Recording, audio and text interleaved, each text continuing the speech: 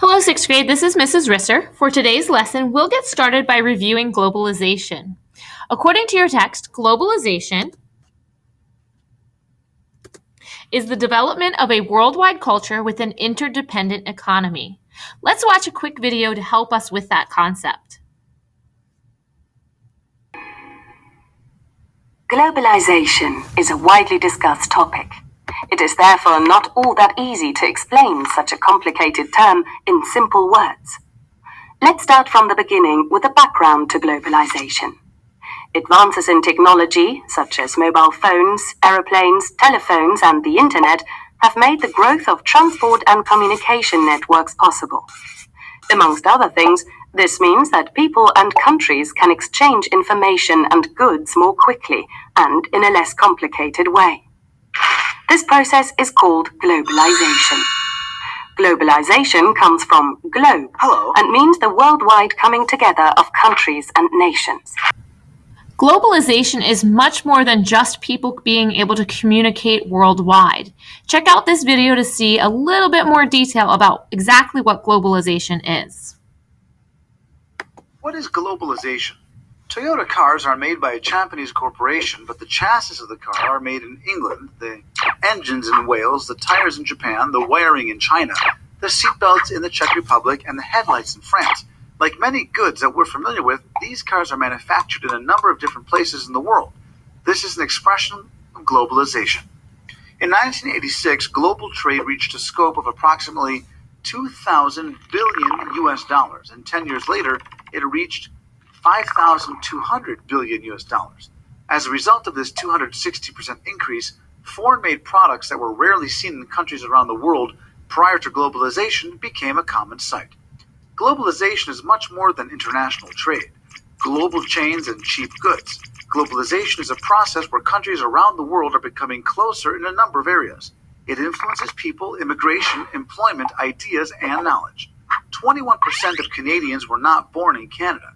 69% of Kuwaitis are foreigners, and factories of international companies are built in various places around the world, employing numerous workers. Many goods are manufactured and sold identically around the world.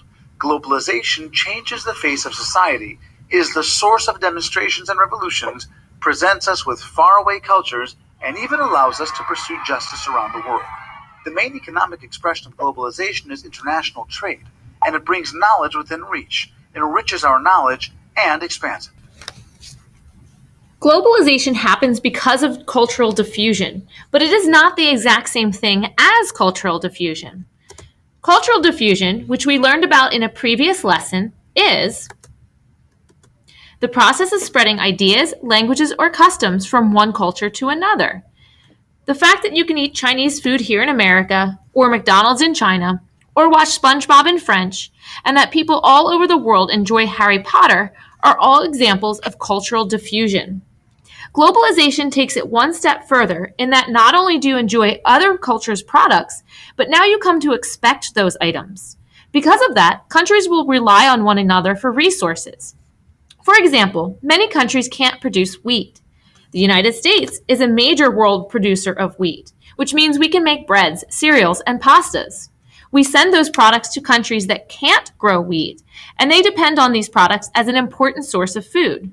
When they buy those products from us, our economy becomes stronger. They rely on us for the food, and we rely on them for the money they spend on the food. We've now become interdependent with those countries. Pause this podcast to read about globalization using the globalization doc provided for you on Google Classroom. It will look like this once you have it open. Once done, press play to continue this podcast. Now that you've read about what globalization is and a little bit about the history of globalization, it's time to read about the positive effects of globalization. Before you read this segment of your doc, please take some time to think about what you believe could be some positive effects of globalization. Once you're ready, pause this video and read that portion of the article. And then once you're done reading the article, you may press play and continue this video. Now that you've read about the positive effects, it's time to consider the negative effects. Before you read that portion of the doc, take a couple moments to think what could be some negative effects of the world going global. Once you've thought of some ideas, continue on reading the article and pause this video first. Once you've completed the article, you may press play again because we have a short video clip to follow. Globalization can harm the cultures of small countries. Let's watch this short video to see how globalization and the spread of culture has affected the small country of Bhutan.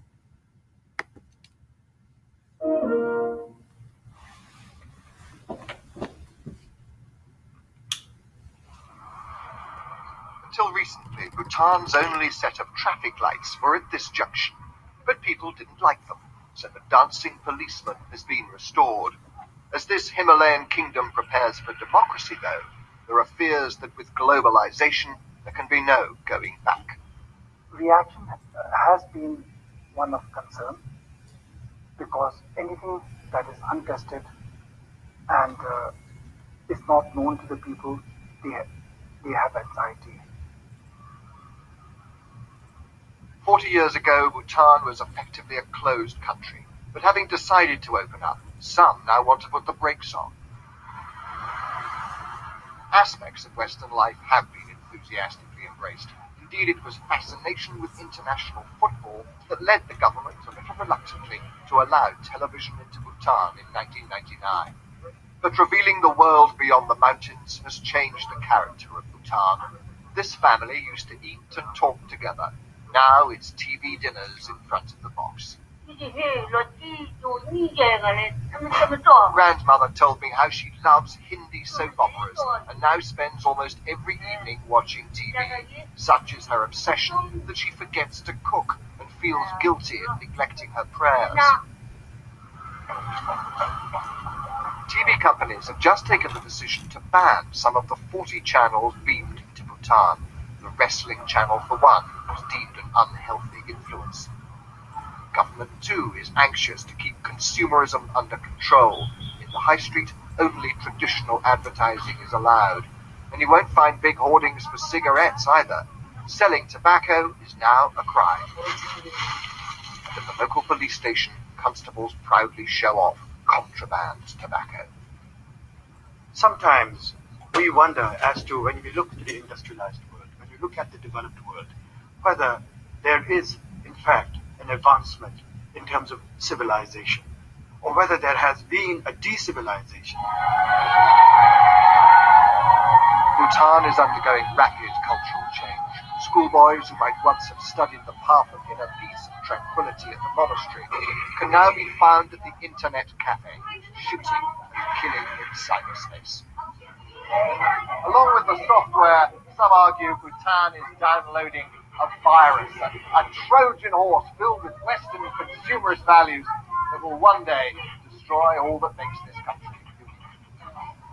But globalization also promises knowledge, wealth, and international friendship, all of which this fragile, beautiful land desperately needs. So what are some of the negative aspects that you were able to view in the video? Take a moment to think about how this culture changed because Western culture made its way once this country opened up to that culture. So now it's time to think about whether or not you believe globalization is a positive or a negative.